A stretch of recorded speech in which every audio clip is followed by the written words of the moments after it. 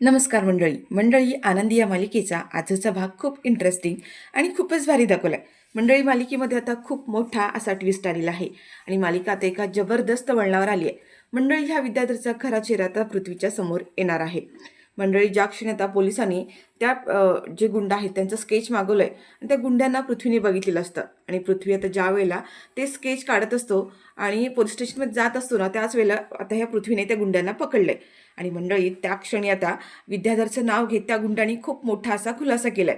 म्हणजे ह्या सगळ्या मागे विद्याधरचा हात होता आणि विद्याधरनेच आनंदीला दुबईला विकण्याचा प्रयत्न केला होता. हे सगळं सत्य आता विद्याधर पृथ्वीच्या समोर आलंय.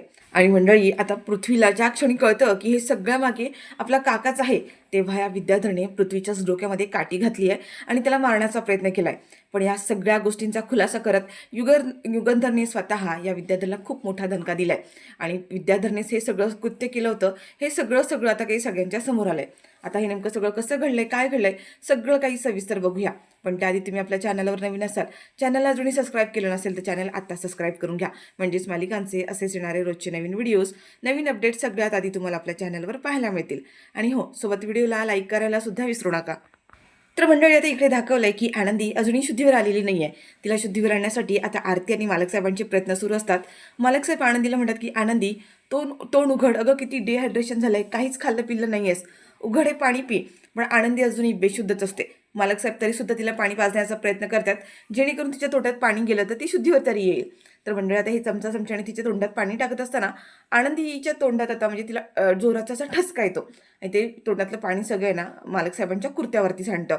पण आता इथे आनंदी त्या ठसक्यामुळे थोडीशी शुद्धीवर आली आहे आणि त्याच्यामुळे मालक साहेब म्हणतात की आनंदी बाळा उठ उठ, आनंदी उठ. आता आरती सुद्धा तिला उठवत असते. तर मंडळी इकडे दाखवलं की शिल्पा तर रागारागाने निघून चाललेली असते. त्यात माई म्हणतात अगं शिल्पा, तू तरी, मुलं तर लहान आहेत पण तू पण असं वागतेस. पण शिल्पा आता त्यांचं काही न ऐकता तिथून निघून गेले. माई म्हणतात तिकडे हा शिर्के एकटाच गेलाय त्या गुंड्यांच्या मागे, अजून कोणी गेलंच नाहीये. ते 2-2 माणसं आहेत आणि शिर्केंना कोणाची तरी मदत लागेल. बापू चला आपण बघू काय मदत होते का आपली शिर्केंना. आणि आता ते दोघं सुद्धा त्यांच्या मागावर सुद्धा गेले तिकडे. तर मंडळी जे गुंड असतात ना आता पळून जातात आणि लगेच तो दरवाजाची कडी आहे ना बाहेरून लावून घेतात, जेणेकरून शिर्के त्यांच्या मागावर जाऊन घेत म्हणून. आता शिर्के जोरजोरात दरवाजा वाजत असतात पण ते गुंड आहेत ना पळून गेलेत, दरवाजाला बाहेरून कडी लावली आहे. शिर्के जोरजोरात दरवाजाला आता इथे धक्का देत असतात. माई म्हणतात काय झालं, कुठे पळाले गुंड. आता शिर्के म्हणतो की ते कधीच बाहेर निघून गेले, त्यांनी बाहेर दरवाजाला कडी लावली आहे, कसं जाणार त्यांना आता पकडायला. आणि हा जोरजोरात धक्के मारत असतो. तेवढं बापू म्हणतात की थांब, मी दुसरीकडून जाऊन बघतो काय होतं का, आणि त्या दरवाजाची खळी जाऊन आहे ना बाहेरून काढून देतो. तर शिर्के आता जोरात दरवाजाला धक्का मारतात आणि दरवाजाची ती कडी निघून गेली आहे. आता शिर्के बाहेर पळत जातात. माई म्हणतात की हे काय होऊन बसलंय, काही झालं तरी ते गुंड सापडायला हवेत, नक्की ही माणसं कोणाची आहेत ना हे कळायलाच हवं. तर मंडळीकडे दाखवलं की आनंदीला खूप जोराचा ठसका आलेला असतो आणि मालक साहेब तिला तर थांबवण्याचा प्रयत्न करतात, सावरतात. तेवढं तिथे आता ही आतमध्ये येते शिल्पा. शिल्पा म्हणते अरे युगंधर, तू इथेस, इथे काय करतोयस. आणि तेवढं तिचं लक्ष आहे ना युगंधरच्या कुर्त्याकडे जातं आणि म्हणतो की अरे युगंधर, हा तुझा कुर्ता किती खराब झालाय, काय झालं त्याच्यावरती हे, आणि तू इथे का अडकून बसलायस, बघतील ना त्यांचं ते काय करायचं ते, तू जावर तुझे कापडं बदलून घे. आता युगंधर म्हणतो की ताई, मी इथे ना माझी माणुसकी विकून बसलो नाहीये, थोडीफार तरी माणुसकीची जाण आहे मला. आणि कपड्याचं काय घेऊन बसली, कपडे कधी पण चेंज करता येऊ शकतात. इथे आता आनंदीला बरं वाटणं जास्त महत्त्वाचं आहे आणि आनंदी माझं कर्तव्य आहे, माझी जबाबदारी आहे. मी माझ्या जबाबदारीपासून कधीच लांब पळत नाही. आनंदीशी लग्न करून ह्या घरात मी तिला घेऊन आलो, तेव्हापासून आनंदीची जबाबदारी ही माझी जबाबदारी आहे. त्याच्यामुळे तू मला हे शिकू नकोस. त्याच्यामुळे ही शिल्पा म्हणते की अरे पण ह्या सगळ्यात तुला पडायची काय गरज आहे, आता ती आली नाही, ते सुखरूप बघून घेतील काय करायचं ते. आता इथे मालक साहेब म्हणतात की नाही हा आनंद, मी आधीच तुला म्हणालोय की आनंदी माझी जबाबदारी आहे. आणि ज्या माणसाने आनंदीला किडनॅप केलं होतं, तिची ही अवस्था केली आहे ना, तिला पेटीत डांबून ठेवलं होतं, त्यांना मी सोडणार नाही आहे. त्या माणसाचे सुद्धा मी असेच हाल करणार आहे जसे त्याने आनंदीचे केले होते. आता शिल्पाला हे सगळं पटत नाहीये आणि ती आहे ना इकडे आनंदीकडे रागारागाने बघत असते. तर मंडळी आता इथे आनंदी ना पुन्हा अशी अनकॉन्शियस झाल्यासारखी दाखवली आहे. मालक साहेब आता म्हणत असतात, खूप चिडलेले असतात आणि म्हणतात की ज्या माणसाने माझ्या आनंदीला स्पर्श केला, तिचा श्वास रोखण्याचा प्रयत्न केला, त्या माणसाचे हात मी मुळापासून छाटणार आहे आणि त्याचाही श्वास असाच रोखणार आहे. आणि ह्या आता मालक साहेबांनी ते सगळ्यांसमोर शपथ घेतली बरं का. आणि मंडळी आता ह्यांचं जे बोलणं सुरू असतं ना म्हणजे शिल्पा आणि युगेंदरचं, ते बोलणं इकडे आता हा जो विद्याधर आहे रूमच्या बाहेर उभं राहून सगळं काही गपचूप ऐकत असतो. आणि आता ज्या पद्धतीने मालक साहेबांनी शपथ घेतली आहे की तो माणूस सापडला तर त्याचे हात पाय तोडून आनंदीसारखी अवस्था करेन, हे ऐकून आता हिच्या पायाखालची जमीन सरकली, त्याला फुल घाम फुटलेला असतो. तर मंडळी आता इथे युगंधर त्याने आनंदीला स्वतःच्या मांडीवर डोकं ठेवून तिला ना उठवण्याचा, तिला शुद्धीवर आणण्याचा प्रयत्न करतोय. आता आरती म्हणते की जे गुंड आता इथे पळून गेले ना मालकसाहेब, याच गुंडांना मी तिकडे आश्रमात सुद्धा पाहिलं होतं, धर्मशाळेमध्ये, जिथे आनंदी ज्या धर्मशाळेत होती ना त्या धर्मशाळेमध्ये ते गुंड होते. त्यांच्याकडे ही पेटी सुद्धा होती, मी त्यांना पाहिलंय. पण तेव्हा तुझं त्यांच्या चेहऱ्याला मास्क होता, पण गुंड हेच होते, मी चांगलं ओळखते. आणि त्या शिर्के पण तिथे धावत धावत आलेत आणि शिर्के म्हणतात की मालकसाहेब ते गुंड निसटले, दोघं पण निसटले. मालकसाहेब म्हणतात की कसं काय निसटले शिर्के, तुम्हाला साधं त्या 2 माणसांना पकडता आलं नाहीये का? शिर्के म्हणतात मालकसाहेब मी गेलो होतो त्यांच्या मागावरती, पण त्यांनी दरवाजाला मागून पाठून खिळी लावून घेतली, मग मी कसं बाहेर जाणार, निसटले ते. आता मालकसाहेब म्हणतात हे बघ, पूर्ण आत्ताच्या आता पोलिसांना फोन कर आणि नाकाबंदी करायला लाव, पूर्ण शहर बंद कर, पण हे गुंड शहर सोडून बाहेर जाता कामा नये. आत्ताच्या आत्ता मला ते गुंड माझ्या हातात हवेत, हवेत म्हणजे हवेत. कळलं का शिर्के तुम्हाला? शिर्के म्हणतात की हो समजलं मालकसाहेब. आणि शिर्के म्हणतात मी आत्ताच पोलिसांना फोन करतो आणि पूर्ण नाकाबंदी करून घेतो. आणि मंडळी आता हा शिर्के सुद्धा तिथून बाहेर निघालाय. आणि शिर्के जाता जाता म्हणतो की मालकसाहेब आरती आता जे काही म्हणत होते ना ते अगदी बरोबर आहे. जेव्हा मी आनंदीला घेण्यासाठी त्या धर्मशाळेत गेलो, तेव्हा धर्मशाळेत टेम्पोमध्ये हाच ट्रक, हीच माणसं भरत होती, आम्ही स्वतः बघितलंय. म्हणजे हा कुणीतरी केलेला खूप मोठा कट आहे, खूप मोठं प्लॅनिंग आहे. कुणीतरी आनंदीला चुकून इथे आणलं होतं. आणि योगायोगाने आनंदी इथे आपल्याच घरी कशी काय आली त्या बॉक्समधून, म्हणजे कोणतरी जवळची व्यक्ती आहे जिने हे सगळं केलंय. आता मंडळी इथे मालक साहेबांना आणि शिर्केंना दोघांना सुद्धा पूर्ण संशय ह्या विद्याधरवरतीच आहे. तर मंडळी आता इकडे दाखवलंय का हा प्रांजल आहे ना, इथे चिडचिड करत असतो की ती आनंदी घर सोडून गेली होती, पण ती पुन्हा इथेच आली आहे ती शेवटी घरात. आता ही मिताली म्हणते की अरे प्रांजल, पण हा विचार कर ना, त्या आनंदीची काय कंडिशन झाली आहे, हे प्रकरण ना खूप मोठं आहे, एवढं लाईट घेण्यासारखं नाही आहे. तिला कोणीतरी किडनॅप केलंय, बघितलीस ना तिची अवस्था काय आहे ती. आपण ह्या गोष्टीकडे असं दुर्लक्ष करून नाही चालणार आहे. प्रांजल म्हणतो तू काय एवढं काळजी करतेस, असंही त्या आनंदीला आपल्याला घरातून बाहेर काढायचं होतं, ती गेली होती आणि आता ती पुन्हा आली, म्हणजे ही सगळी तिची नाटकं असणार आहेत. ही पेटीत बंद होणं, स्वतःचे हातपाय बांधून घेणं, हा सगळा ड्रामा आहे. सगळं खोटं आहे. तुम्ही कोणीही या गोष्टीवरती विश्वास ठेवायचा नाहीये. कारण तिला घरामध्ये पुन्हा प्रवेश करायचा होता, ह्या घरावर राज्य करायचंय, म्हणून ही सगळी नाटकं केलीत आणि म्हणून ती पुन्हा इथं आली आहे. बरोबर ना दादा? तुला सुद्धा असंच वाटतंय की नाहीये ही आनंदीची आणि या युगंधरची सगळी नाटकं आहेत म्हणून? आता पृथ्वी म्हणतो की हे बघ प्रांजल, तुम्ही काय एवढा सगळ्या गोष्टीचा ट्रेस घेताय, का विचार करताय? मुळात ह्या सगळ्या प्रकरणाशी आपलं काही संबंधच नाही आहे. हे सगळं त्या युगंधर निंबाळकरचं आहे, त्यांचा प्रॉब्लेम आहे, त्यांचं ते बघून घेतील. आपण कशाला चिखलात हात घाण करून घ्यायचे? एक काम करा, तुम्ही हा विषय सोडून द्या. मला तर ह्या विषयावर चर्चासुद्धा करायची नाही आहे. आता मिताली म्हणते अरे दादा तू असं काय करतोयस? आनंदीची अवस्था बघता वाटत नाही की हे सगळं तिने स्वतःहून मुद्दाम करून घेतलं असेल. अरे तिची अवस्था काय झाली होती, तिचे हातपाय बांधले होते, पूर्ण बेशुद्ध अवस्थेत होती ती. ती कशी स्वतःला असा त्रास करून घेईल? नाही हां, मला हे प्रकरण काहीतरी वेगळंच वाटतंय. दादा, आता प्रांजल परत हा पृथ्वी म्हणतो की का बरं तू एवढा विचार करतेस? नको विचार करूस. असेल, काही असेल, तिला कोणी किडनॅप केलं असेल किंवा किडनॅप केलं नसेल, तिचा प्लॅनिंग असेल किंवा आणखीन दुसऱ्या कोणाचा असेल. आपला त्या आनंदीशी काही संबंध नाही आहे, तिच्याशी कोणतं नातं नाही आहे. ती ना कुठल्या आपल्या सख्ख्या नात्याशी लागत, ना कुठले नातलग लागत, काही एक संबंध नाही आहे. ती फक्त आपल्या घरामध्ये राहते, बस. जो काही संबंध असेल तर तो युगंधर निंबाळकरांचा असेल, आपला त्याच्याशी काही एक संबंध नाही आहे. तर मंडळी इकडे आता असं दाखवलं आहे की हा विद्याधर शलाकाला फोन करतो आणि आता जे काही मालक साहेबांनी शिर्केंना जे काही इन्स्ट्रक्शन्स दिलेत की आत्ताच्या आता नाटकं बंद करायची आणि त्या माणसांना काहीही झालं तरी शहराच्या बाहेर पाठवायचं नाही आहे, तो सगळं सांगत असतो. आणि शलाकाला म्हणतो की काहीही कर, आपल्याकडे वेळ फार कमी आहे, आत्ताच्या आता त्या गुंड्यांना कुठेतरी गायब कर. आत्ताच्या त्या इक्कलकरांची जे त्यांचं जे शहर आहे त्या शहरातून गायब कर, कुठेही ते राहिले नाही पाहिजेत, क्विक काही कर. तर मंडळी आता हा पटकन फोन ठेवून देतो, त्याला खूप टेन्शन आलं. जर पोलिसांच्या हाती जर हे गुंड लागले तर सगळ्यात पहिलं ते नाव माझं घेणार आणि त्यांना जर हा सगळा प्रकार कळाला तर आपलं काही खरं नाही आहे. तर मंडळी आता इकडे दाखवलं की ही जी आनंदी आहे ती आता शुद्धीवर आली आहे आणि ती जोरजोरात ओरडायला सुरुवात करते की मला वाचवा, मला वाचवा, मला प्लीज पेटीमध्ये ठेवू नका, माझे हातपाय बांधू नका. आणि असं जोरजोरामध्ये ती ओरडत असते. आता मालक साहेब म्हणतात की आनंदी तू सेफ आहेस, तू आपल्या घरी परत आली आहेस, आम्ही आहोत तुझ्या शेजारी, काळजी नको करूस. आनंदी म्हणते की नाही सोडा मला, प्लीज सोडा, माझे हातपाय बांधू नका, प्लीज सोडा मला, मला माझ्या घरी जाऊ द्या, मी काही केलं नाही आहे. आता मालक साहेब म्हणतात आनंदी आनंदी अगं आम्ही इथेच आहोत. आता आरतीसुद्धा म्हणते की आनंदी प्लीज असं नको करूस, आम्ही इथेच आहोत बाळा, मी आरती तुझी आणि मालक साहेब आहे तिथे, तू पूर्णपणे सेफ आहेस, घरी आलेस. आणि मंडळी तेव्हा कुठे आता आनंदी शांत बसते. आरती म्हणते की आनंदी बाळा, तुला काही आठवते का प्लीज? तू कशी त्या पेटीमध्ये गेलीस? काय झालं तुझ्यासोबत? आता आनंदी खूप घाबरलेली असते. आरती म्हणते आनंदी बाळा, हे बघ, नीट आठव. मी बघ तुला भेटले आणि त्यानंतर तिथल्या पिऊननी मला फॉर्म भरण्यासाठी घेऊन गेली. मी फॉर्म भरायला बाहेर निघून गेले आणि 5 मिनिटात मी बाहेर आले. पण तेवढ्या वेळात काय झालं? कोण आलं होतं तिथे? तुला कोणी तिथे भेटायला आलं होतं का? तुला आठवते का ती माणसं कोण होती? काय होतं? काय केलं त्यांनी तुझ्यासोबत? तर आता आनंदी म्हणते की आरती ताई, तू बाहेर गेल्यानंतर तिथे कोणीतरी माणसं आली होती. मी त्यांना विचारत होते तुम्ही कोण आहात, पण त्यांनी काही सांगितलं नाही आणि त्यांनी माझ्या नाकावरती रुमाल ठेवला. पुढचं काय झालं मला नाही आठवत आहे. मी त्या पेटीत कसे गेले आणि तिथून मग इथपर्यंत कसं आले, मला काहीच आठवत नाही आहे. मंडळी आता हे मालक साहेब जेव्हा ऐकतात ना, मालक साहेबांना पुन्हा राग आलाय आणि ते पटकन बाहेर येतात आणि आता ते इकडे शिर्केंना फोन करतात आणि म्हणतात, शिर्के काय झालं? ती माणसं सापडली आहेत का? कुठे आहेत? काय झालं त्यांच्याबद्दल? पोलीस काय म्हणाले? पोलिसांनी काम सुरुवात केलं की नाही? आता मंडळी इथे शिर्के म्हणतात की मालक साहेब, मोठा प्रॉब्लेम झालाय. मी पोलीस कंप्लेंट दिली आहे, पोलिसांनी त्यांचं काम सुद्धा केलंय. पण काय आहे ना, त्या माणसांचा चेहरा कोणीच बघितला नसल्यामुळे पोलिसांना तर अडचण येते की त्या माणसांना पकडायचं कसं. काय ना, आम्ही त्या माणसांना भेटलोय, पण जेव्हा भेटलो तेव्हा त्यांच्या चेहऱ्याला मास्क होता आणि मी सगळ्यांना विचारलं, कोणालाही माहीत नाही आहे त्या माणसांचा चेहरा कोणी बघितला नाही आहे. फक्त 3 मुलांना विचारायचं बाकी राहिलंय. म्हणजे प्रांजल, मिताली आणि पृथ्वी या तिघांनी त्यांचा चेहरा बघितलाय का हे विचारावं लागेल. त्यावर आता मालक साहेब म्हणतात की अरे काय काम करताय तुम्ही? म्हणजे अजून पण तुम्ही ते माणसांना पकडू शकला नाही आहात? शिर्के, मी आत्ताच्या आता सांगतोय तुम्हाला, काही करून हे शहर बंद करायचं, नाकाबंदी करायची. एकही माणूस शहराच्या बाहेर गेला नाही पाहिजे. आत्ताच्या आत्ता इन्स्टंट मला पाहिजे. काही करून ती माणसं मला पाहिजेत म्हणजे पाहिजेतच. आता मालक साहेबांनी पुन्हा आता शिर्केंना सांगितलं की काही करा, जग इकडचं तिकडे करा, पण ती माणसं पकडली गेली पाहिजेत.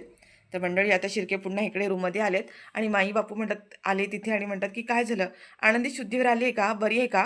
काही लागलं का पोलिसांच्या हाती? आता बापू मालक साहेब म्हणतात की नाही, पोलिसांचं असं म्हणणं आहे की त्यांचा चेहरा कुणी बघितला नाही आहे, म्हणून पकडणं त्यांना थोडंसं अवघड जाणार आहे. पण मुलांना विचारायचं बाकी राहिलं. आता त्यांनाच विचारावं लागेल की त्यांनी मुलांना पकडलंय का? तेवढ्यात बापू म्हणतात की पण ही गोष्ट आहे ना, आम्ही मुलांना विचारायला गेलो तर ते आम्हाला काही नीट सांगणार नाही आहे. युगंधर, हे सगळं तुलाच करावं लागणार आहे. तुलाच मुलांना जाऊन विचारावं लागेल. युगंधर म्हणतो की मी आनंदीसाठी काही करायला तयार आहे. मुलांच्या समोर गुडघे टेकायला सुद्धा तयार आहे. आणि ही तिघं मुलं आता रूममध्ये बोलत असतात त्याच विषयावरती आणि तेवढ्यात आता तिथे मालक साहेब आलेत. आता मिताली म्हणते की बाबा, तुम्ही इथे काही हवं होतं का तुम्हाला? आता हे म्हणतात की हो, माझं थोडंसं तुमच्याकडे काम आहे. मगाशी ते गुंड आले होते पेटी घेऊन जाण्यासाठी. त्या गुंडांचा चेहरा तुमच्यापैकी कोणी बघितलाय का? म्हणजे तुम्हाला कोणाला आठवते का त्या माणसांचे चेहरे बघितलेले? कारण आनंदीला एवढा त्रास होतोय, ज्यांनी हे किडनॅप केलं ते प्रकरण मोठं आहे आणि त्या माणसांना पकडायचं असेल तर त्यांचा चेहरा आपल्याला जास्त महत्त्वाचा आहे. तुमच्यापैकी कुणी पाहिलंय का? तेवढ्यात हा प्रांजल म्हणतो, आमचा काय संबंध? काय संबंध आहे? आणि जरी आम्हाला माहीत असेल तरी आम्ही तुम्हाला का सांगू? काही आम्हाला माहीत नाही आहे. तुम्ही निघालात तर इथून चालेल. आम्हाला काही माहीत नाही आहे. पृथ्वीला आता पृथ्वीने तो चेहरा बघितलेला असतो, पृथ्वीला आठवतंय.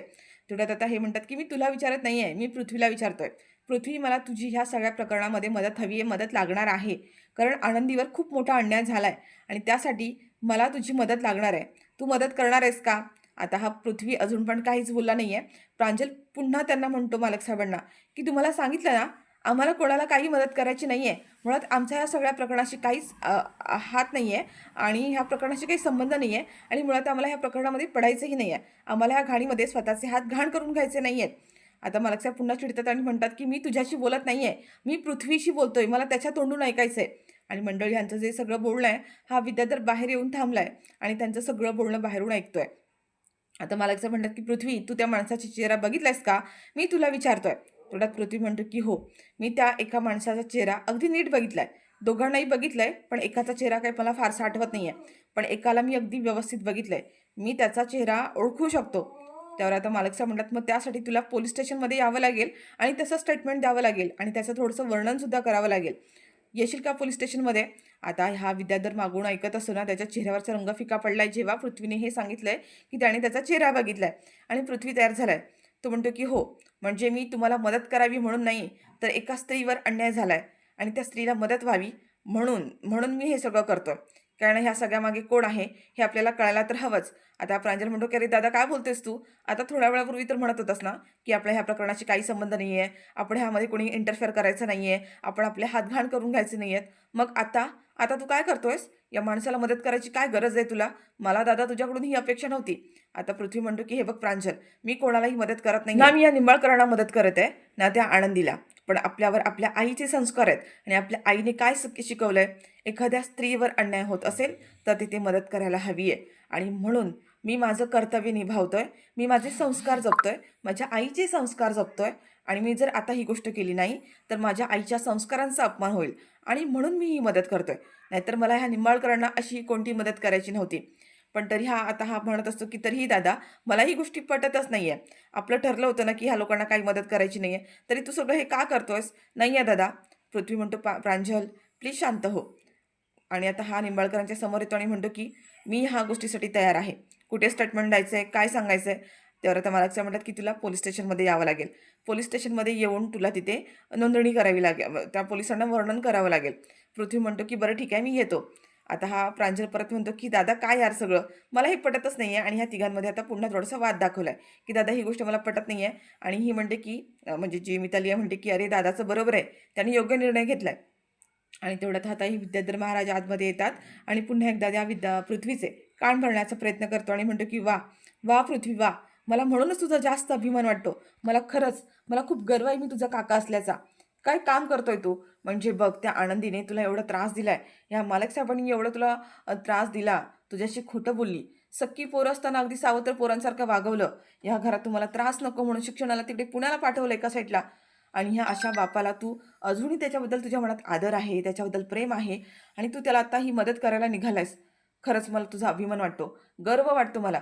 आता हा पुन्हा आहे ना युगंधरबद्दल बरंच वाईट-वाईट बोलत असतो. कसं युगंधरने तुम्हाला वेगळं ठेवलं, कसा त्रास दिला, कसं तुमच्या स्वतःच्या घरापासून, स्वतःपासून लांब पाठवलं, कशी सावत्रपणाची वागणूक दिली, हे सगळं-सगळं बोलून दाखवत असतो. आणि हा प्रांजल म्हणतो, "अरे काका हेच तर मी त्याला सांगतोय ना, काय गरज आहे त्यांना मदत करण्याची?" पण हा ऐकतच नाहीये माझं. थोड्यात आता म्हणतो, की "काय ना संस्कार, आपले संस्कार नाही आहेत ना तसे. पृथ्वीवर तसे संस्कार केले गेले आहेत. पण काय आहे ना, काय असतं पृथ्वी माहिती आहे का, समोरचा माणूस कसाही वागला, कितीही नीच असला, तरी आपण आपलं कर्तव्य सोडून चालणार नाही आहे ना." पृथ्वी म्हणतो, "मी तेच म्हणतोय. माझा त्या निंबाळकरांशी काहीच संबंध नाही आहे, त्या आनंदीशी नाही आहे. पण माझ्यावर जे संस्कार केलेत ना, माझ्या आईने जे संस्कार केलेत ना, ते संस्कार मला असे सोडून चालणार नाही आहेत. त्यांचा आदर करावा म्हणूनच मी हे सगळं करतोय." आता हा विद्याधर म्हणत असतो, की "मी ह्याच्यासमोर एवढं सगळं बोलतोय, तरीसुद्धा ह्याला मदत करायचीच आहे. मी आता ह्याला डायरेक्टली जर म्हणालो ना, की तू हे सगळं करू नकोस, केज देऊ नकोस, तर ह्याला उलट माझ्यावरती संशय यायचा. त्याच्यामुळं नाही, नाही. मला असं नाही म्हणून पण चालणार नाहीये." आणि हा पुन्हा आता पृथ्वीला म्हणतो, "पृथ्वी, एक काम कर. तू आत्ता पोलीस स्टेशनमध्ये चाललायस का? तू एकटा जाऊ नकोस बरं. मी पण तुझ्यासोबत येतो. चालेल ना तुला? काही हरकत नाहीये ना?" पृथ्वी म्हणतो, की "हो, हो. काही हरकत नाहीये. आपण दोघं एकत्रच जाऊया." आणि मंडळी आता ह्या विद्याधरने मुद्दाम पृथ्वीसोबत जाण्याचं नाटक केलंय. तर मंडळी आता इकडे ज्या माई आहेत ना, त्या आनंदीच्या जवळ आल्यात. आणि आनंदीला विचारतं, की "आनंदी बाळा बरी आहेस ना आता तू? आता तुला काही फार त्रास होत नाहीये ना?" आनंदी म्हणते, की "हो, मी आता बरी आहे." माई म्हणतात, "आनंदी, तुला काही आठवते का गं?" आनंदी म्हणते, की "नाही ना माई, मला काहीच आठवत नाही. ती माणसं कोण होती, कशी होती, मी इथपर्यंत कशी आली?" माई म्हणतात, "बरं, बरं, ठीक आहे, काही हरकत नाही आहे. पण तू घरात सुखरूप आली आहेस ना, तेच आमच्यासाठी खूप मोठं आहे." त्यावर आता माई म्हणतात, की "आनंदी, मी तुला म्हणाले होते ना, की ह्या घरावर तुझा पूर्ण अधिकार आहे. तू ह्या घरची लक्ष्मी आहेस, ह्या घरची सून आहेस. तुझा हक्क आहे ह्या घरामध्ये राहण्याचा. आणि देवाची पण कृपा बघ. तू स्वतःहून जरी हे घर सोडून गेली असलीस, तरी देवाने पुन्हा तुला ह्याच घरी आणलंय. हा देवाचा संकेत आहे अगं. त्याच्यामुळे तू अजिबात कुठल्याही गोष्टीचा संकोच मानू नकोस. आता ह्या घरातून पुन्हा घर सोडून जाण्याचा विचारसुद्धा करायचा नाहीये. एकदा हे सगळं केल्यानंतर बघितलंस ना तुझ्यासोबत काय घडलं ते? अगं या घरामध्ये, घराच्या बाहेर अक्षरशः राक्षस आहेत, तुझ्या जीवावर टपलेले आणि म्हणून हे सगळं झालं." तेवढ्यात आरती म्हणते, की "माई, घराच्या बाहेर नाही, घरातच, या घरातच माणसं आहेत जी आनंदीच्या जीवावर उठले, तिच्या वाईटावर टपलेली आहेत ते." माई म्हणतात, "तू बोलतेस ना आरती, ते काही खोटं नाहीये. पण आता म्हणूनच म्हणते आनंदी, हे घर सोडून कुठेही जाऊ नकोस. कारण तू हे घर सोडून गेलीस ना, तर तुला पुन्हा-पुन्हा हा त्रास होणार आहे आणि बाहेरची गिधडं आहेत ना, ती तुला सोडणार नाहीयेत." आणि मंडळी ही गोष्ट आता आनंदीला सुद्धा पटली आहे आणि बापूसुद्धा म्हणत असतात, की "हो, माई म्हणतात ते अगदी बरोबर आहे. आनंदी, हे घर आता सोडून तू पुन्हा कुठे म्हणजे कुठेच जायचं नाहीये." तर मंडळी हा आता विद्याधर जो आहे तो पुन्हा आता इकडे त्याने शलाकाला फोन केला आणि शलाकाला म्हणतो, "हे बघ शलाका, हा माणसाला जो आहेत गुंड त्याने ह्या पृथ्वीने बघितलंय आणि पृथ्वी पोलीस स्टेशनमध्ये त्यांचं वर्णन करायला चाललाय, स्टेटमेंट द्यायला चाललाय. काही करून त्या माणसांना आत्ताच्या आत्ता गायब कर. आपल्याकडे वेळ फार कमी आहे. पृथ्वीला आता इथून पोलीस स्टेशनमध्ये पोहोचायला 15 ते 20 मिनिटं लागतील फक्त. 15-20 मिनिटात तुला काही ना काहीतरी करायचंय. ह्या पृथ्वीला मी अख्खी इचलकरंजी आहे ना, गोल-गोल फिरवतो आणि पोलिसांपर्यंत पोहोचायला लेट करतो. पण तेवढ्या वेळात तुला हे काम करायचंय. काहीही करून ही माणसं पोलिसांच्या हाती लागता कामा नये. जर पोलिसांच्या हाती लागली तर आपण दोघंसुद्धा कायमचे जेलमध्ये गेलो, लक्षात ठेव. मंडळी, आता ही शलाकासुद्धा खूप घाबरली आहे आणि ती म्हणते, की "अरे पण एवढं सगळं कसं झालं? ती माणसं तिथपर्यंत पोहोचली कशी? तुला अक्कल नाही आहे का? त्या माणसांना घरापर्यंत आणलंच कशाला?" आता ती आनंदी भेटली ती भेटली, पण ह्या सगळ्या प्रकरणात आपण सुद्धा अडकणार आहोत. मंडळी, तेवढ्यात पृथ्वी आता मागून येतो. पृथ्वी म्हणतो, की "काका चल निघायचं ना?" आता हा घाबरतो, की ह्या पृथ्वीने आपलं बोलणं तर ऐकलं नसेल, पण म्हणतो, की "हो, हो, झालं ना, निघूया." आणि पटकन त्याने आता शलाकाचा फोन कट केलाय. तर मंडळी, आता हा पृथ्वी आणि विद्याधर दोघंसुद्धा पोलिस स्टेशनमध्ये निघालेत बरं का इकडे. आता हा पृथ्वी पुढे निघालाय आणि हा विद्याधर म्हणतो, की "हे पृथ्वी, आज बघ तुला कशी अख्खी कलकरंजी फिरवतो, की तुला चकवा लागला असेल." तर मंडळी, आता इकडे असं दाखवलंय, की हे दोघं सुद्धा निघालेले असतात आणि हा पृथ्वीला गोल-गोल, गोल-गोल त्याच ठिकाणी असं सगळीकडे फिरवत असतो आणि तेवढ्यात ह्या पृथ्वीचं लक्ष आहे ना त्या गुंडांकडे गेलंय. म्हणजे ऐन वेळेला पृथ्वीने त्या गुंडांना बघितलंय आणि हा लगेच त्या माणसांवर तुटून पडतो. दोन्ही गुंडांना तो पकडत असतो. त्यांच्यामध्ये मारामारी झालेली असते आणि ह्या सगळ्यामध्ये ना हा विद्याधर बघत बसलेला असतो. आता मंडळी, इथे थोडासा पृथ्वीला संशय आलाय, की हा विद्याधर काका का मला मदत करत नाहीये? ही माणसं सापडली तरीसुद्धा. आणि मंडळीला दोघांना गुंडांना पृथ्वीने असं काही पकडून ठेवलेलं असतं आणि तेवढ्यात हा विद्याधर येतो आणि या पृथ्वीच्या डोक्यामध्ये ना काठी घालतो आणि हा विद्याधर आता आपलं सॉरी पृथ्वी बेशुद्ध होऊन पडलाय. तर मंडळी, आता इकडे प्रोमोमध्ये असं दाखवलंय, की मालक साहेबांनी सगळ्या लोकांना घरात बोलवलंय. विद्याधर, पृथ्वी सगळेजण तिथे आलेत आणि मालक साहेबांनी सगळ्यांसमोर सांगितलंय, की आनंदीला किडनॅप करणारा आणि त्यांना मारणारा माणूस दुसरा तिसरा कोणी नाहीये, तर हा विद्याधरच आहे. विद्याधर म्हणतो, "दादा, असे घाणेरडे आरोप माझ्यावर करायचे नाहीत. कोण समजतो कोण स्वतःला? तुझ्याकडे काही पुरावा आहे का?" आता मालक साहेब म्हणतात, की "हा युगंधर निंबाळकर पुराव्याशिवाय कुठलीच गोष्ट बोलत नाही. हा आनंदीला पकडण्यामागे, तिला किडनॅप करण्यामागे या पृथ्वी विद्याधरचाच हात होता. हे मी सगळ्यांसमोर पुराव्यासकट सिद्ध करू शकतो." आणि मंडळी, हा विद्याधर आता युगंधरच्या अंगावर धावून गेलाय. त्याला मारण्यासाठी धावून गेलाय आणि मंडळी, मालक साहेबांकडे आता असा काही पुरावा सापडलाय ज्याच्यामध्ये विद्याधर आणि शालाका दोघं सुद्धा अडकलेत. आता नेमकं हे सगळं काय घडणार आहे, कसं घडणार आहे? ती माणसं पोलिसांच्या हाती सापडली का? की मालक साहेबांना आणखीन दुसरा कोणता पुरावा सापडला? हे सगळं काही आता आपल्याला उद्याच्या भागामध्ये पाहायला मिळेल. तर मंडळी, तुम्हाला हा आजचा भाग कसा वाटला कमेंट करून नक्की सांगा. व्हिडिओ आवडल्यास व्हिडिओला लाईक करा, शेअर करा आणि चॅनलवर नवीन असाल, चॅनलला अजूनही सबस्क्राईब केलं नसेल तर चॅनल आत्ताच सबस्क्राईब करून व्हिडिओला लाईक करा.